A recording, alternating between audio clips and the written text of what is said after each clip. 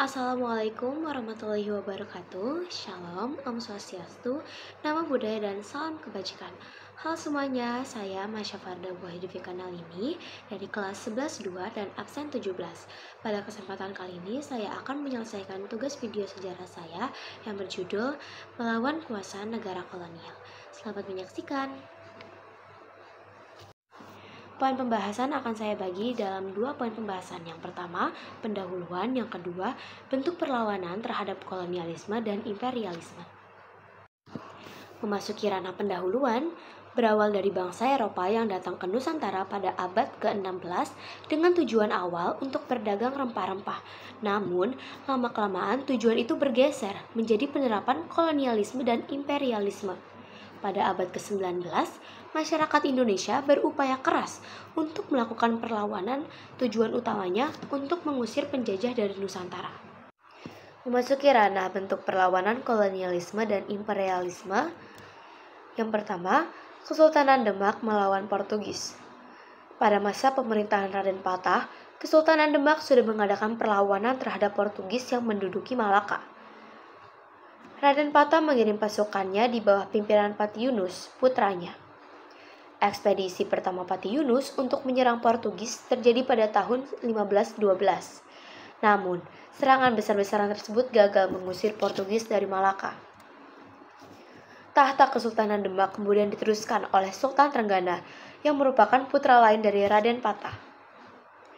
Dalam rangka memperluas ekspansinya ke daerah barat, Sultan Trenggana mengirim Fathahillah yang didampingi Maulana Hasanuddin putra Sunan Gunung Jati untuk menggagalkan rencana kerjasama antar Portugis dan Pajajaran. Pada tahun 1527, Fathahillah dan Maulana Hasanuddin menyerang kedudukan Portugis di Sunda Kelapa. Serangan tersebut berhasil mengusir Portugis dari Sunda Kelapa. Selanjutnya pada 22 Juni 1527, nama Sunda Kelapa diganti menjadi Jayakarta atau Jakarta, yang berarti kemenangan yang sempurna. Yang kedua, perlawanan Kesultanan Aceh. Tindakan semena-mena Portugis menimbulkan perlawanan dari pihak Aceh. Sebagai persiapan untuk menyerang Portugis, Sultan Alauddin Riayat Shah yang berkuasa dari 1537 sampai 1568 mulai mempersenjatai kapal-kapal dagangnya dengan meriam dan prajurit terlatih, membeli persenjataan dari Kalicut, India, dan Jepara, menyewa tentara bayaran dan mendatangkan ahli-ahli perang dari Turki pada tahun 1567. Sultan Iskandar Muda yang berkuasa dari 1607 sampai 1636 tercatat sebagai penguasa terbesar Kesultanan Aceh. Di bawah kepemimpinannya, Aceh melakukan serangan terhadap kedudukan Portugis sebanyak 2 kali. Serangan pertama terjadi pada tahun 1615, sedangkan serangan kedua terjadi pada tahun 1629. Pada serangan kedua, armada laut Aceh mengalami kekalahan besar di Pelabuhan Malaka. Yang ketiga, perlawanan rakyat Ternate. Pada awalnya, rakyat Ternate meraih kemajuan besar. Namun, kemudian berbalik terdesak setelah Portugis mendapat bantuan pasukan dari Malaka. Kemudian penyerangan kembali terjadi karena Portugis sering melakukan pemerasan. Kali ini perlawanan dipimpin oleh Sultan Hairun atau Hairun. Melalui tipu muslihat orang Portugis berhasil membunuh Sultan Hairun dalam satu perundingan. Meskipun demikian, perlawanan rakyat Ternate terus berlanjut di bawah pimpinan Sultan Ba'abullah, penerus tahta Ternate pada tanggal 28 Desember tahun 1577. Sultan Ba'abullah berhasil mengusir Portugis dari negerinya. Keempat, Sultan Agung Raja Mataram melawan VOC. Salah satu upaya Sultan Agung Raja Mataram untuk mempersatukan seluruh Jawa di bawah kendali Mataram dan mengusir VOC dari Jawa adalah menghancurkan loji VOC di Jepara pada tanggal 18 Agustus 1618.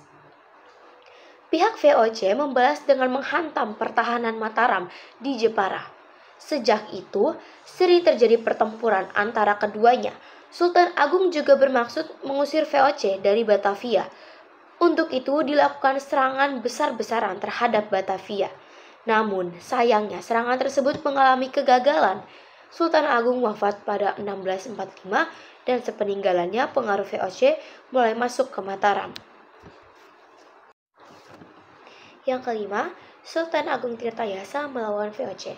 Pada tahun 1619, VOC sudah berhasil menguasai dan membangun benteng pertahanan di Batavia. Pada akhirnya, kedua belah pihak saling bertikai untuk menjadi pusat perdagangan internasional. Pada 1551 Masehi, Sultan Agung Tirtayasa menjadi pemimpin Kesultanan Banten. Pada 1671, Sultan Agung Tirtayasa menitahkan Sultan Haji menjadi orang yang mengurus masalah dalam negeri Banten. Pengangkatan Sultan Haji ini membawa keuntungan kepada VOC, karena Sultan Haji menandatangani suatu perjanjian, yaitu Kesultanan Banten harus memberikan daerah Cirebon kepada VOC.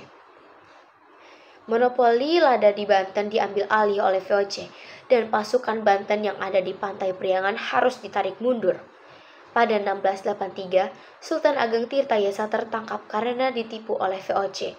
Ia ditahan oleh Belanda di penjara daerah Batavia sampai tahun 1692, tepat ketika dirinya menutup usia. Yang keenam, perlawanan Sultan Hasanuddin terhadap VOC. Perlawanan Sultan Hasanuddin terhadap VOC terjadi pada tahun 1666 hingga 1669. Penyebab Sultan Hasanuddin melakukan perlawanan di Makassar adalah ambisi VOC untuk memaksakan monopoli perdagangan. Pada 18 November 1667, Sultan Hasanuddin kemudian dipaksa menandatangani perjanjian Bongaya, yang salah satu isinya Goa harus mengakui hak monopoli VOC. Isi perjanjian Bongaya yang sangat merugikan membuat Sultan Hasanuddin kembali melemparkan serangan. Pada tahun